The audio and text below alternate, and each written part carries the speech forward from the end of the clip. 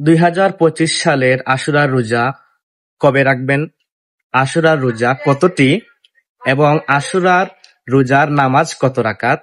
গুরুত্বপূর্ণ এই ভিডিও সম্পূর্ণ দেখুন এবং শেয়ার করে সবাইকে জানিয়ে দিন। তো আমরা জানি আমাদের সামনে আশুরার দিন উপস্থিত। আশুরার মাস, মুহররম মাস চলছে।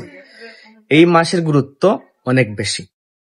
এই মাসে বেশি বেশি আমল করবেন। এই মাসের মধ্যে 10ই মুহররমকে আশুরার দিন বলা হয়। তো 2025 সালের 6ই জুলাই হলো আশুরার দিন।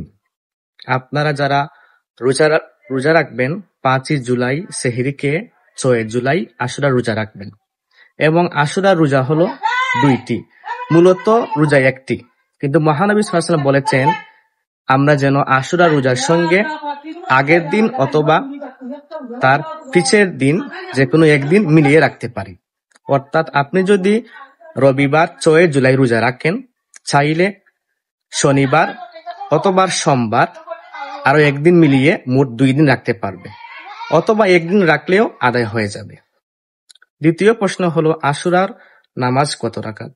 আশুরার দিনে নির্দিষ্ট কোনো নামাজ নাই যে আপনাকে এত রাকাত পড়তে হবে, 4 রাকাত পড়তে হবে। আশুরার দিনে নির্দিষ্ট নামাজ নাই। আপনি চাইলে অন্যান্য নফল নামাজের মতো পড়তে পারবেন। আশা করি বুঝতে পেরেছেন।